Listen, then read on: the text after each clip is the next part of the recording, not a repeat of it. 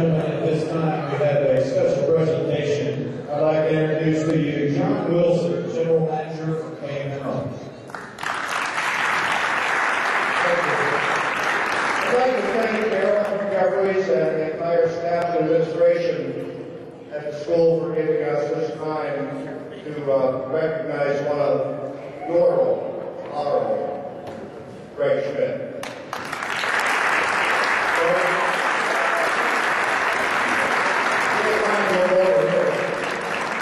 About 39 years ago, we started on this journey. We're going to make it real tough for these folks in the camera. About 39 years ago, you started doing this, and if you put the math to it, for you to, if you were to broadcast games, as many games as Greg had, you'd have to stay on the air, non-stop, 24 hours a day, 7 days a week, for over a year. That would equal the number of games that Greg's done. Now,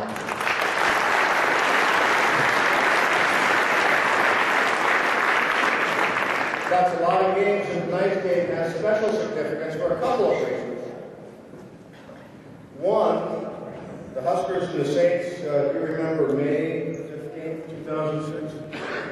Yeah. Dr. Pulliam, are you here?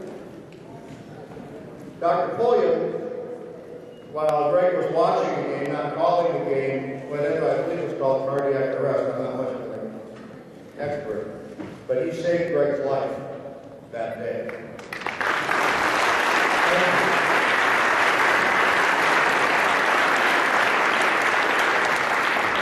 It just so happened it was at Barstow High School, and they had just bought the defibrillator, and Mr. Jeffries got to pick up and ran and got it, and Dr. Pulliam kept Greg going, and here you are about 1,200 days later.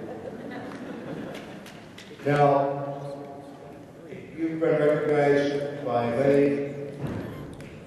many groups, the MSHSAA, state groups, local groups. No recognition is any greater than that I continually hear from your fans. From the coaches, from the players, from the administrators, they're grateful for all those games you've done. And tonight's game is especially significant. I forgot to say, that game was between the Huskers and the Saints. It was a baseball district playoff game that happened to be against the same two teams as tonight, except the guys were playing there. But it was the Huskers and the Saints. How fitting it is. Tonight, having that extra special significance, is the 4,000th broadcast of Greg done.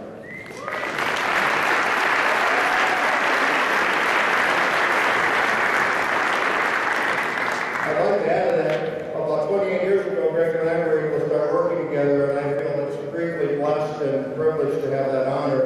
And there's one other thing that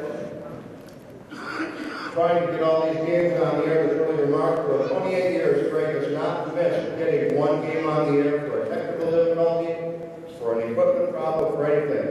He's had to stand in the hallway and do games in the telephone by hand, but he got them on every time.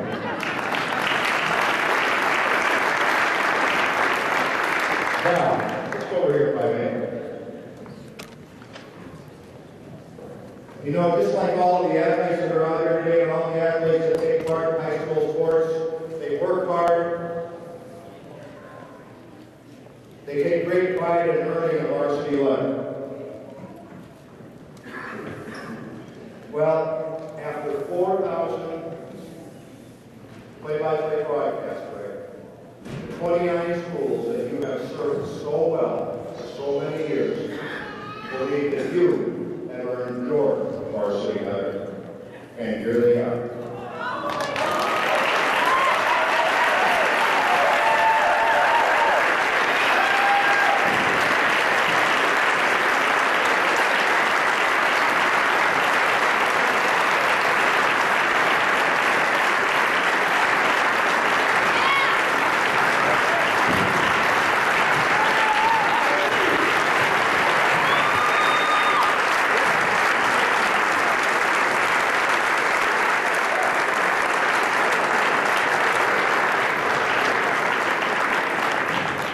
On behalf of those 29 schools, the coaches, the players, the administrators, the referees that have followed Greg all these years.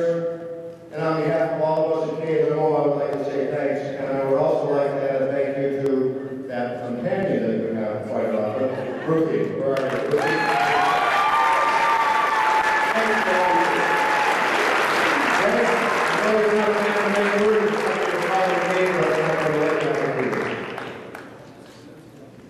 Well, I'll try to keep this brief. Thank you very much for everybody that's assembled here tonight to be part of this.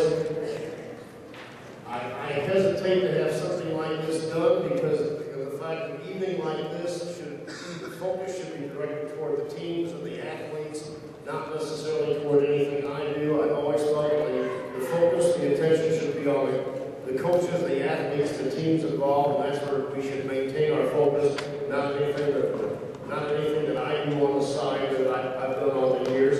I want to thank KMO for all their help and all their support at a time when other radio stations are, if anything, scaling back the amount of sports coverage they do, cutting back the number of games they broadcast, cutting back on the number of teams they cover. KMO Radio keeps figuring out more and more ways to get more and more games on the air, and to that I applaud them and I appreciate the support that I've gotten the last 28 years from John Wilson from KMO Radio. I've known John Wilson longer than I've been married, and that's saying an awful lot. Not too much. He's been wonderful. The station's been very supportive. As I said, we keep trying to get more and more games on the air to serve the public because we find out there's a market for that. People enjoy having the local teams have their games heard on the air. I want to thank the school districts. I want to thank the coaches, the athletes. Everywhere I go, people welcome me with open arms, and I appreciate it very much, and I appreciate all the help I get during the course of the year when I get to conduct these broadcasts and serve in a number of capacities. And one person I want to thank, like John alluded to moments ago, I want to thank my wife. Everywhere I go, every gym I go into, people always ask, where's your wife? Why didn't she come along? Why isn't she here? The running joke at our house is, when you have to be in Salisbury for a 6 o'clock doubleheader, or you have to be at Slater for a 4:30 quadruple header, you have to leave early in the afternoon, and she just can't go along with the games. People say, where's your wife? The running joke at our house is, I make her work so I can broadcast these games. That's not a joke. That's not a joke. That's the truth. I make her work so I can broadcast these games. She should be a big tip cap as well. I have nothing to say. I know we got another half of basketball to go on. I don't want to get in the way of that. I just want to thank everybody for assembling here tonight, and thank everybody that played a role in the last 39 years of these broadcasts taking place. Thank you very much.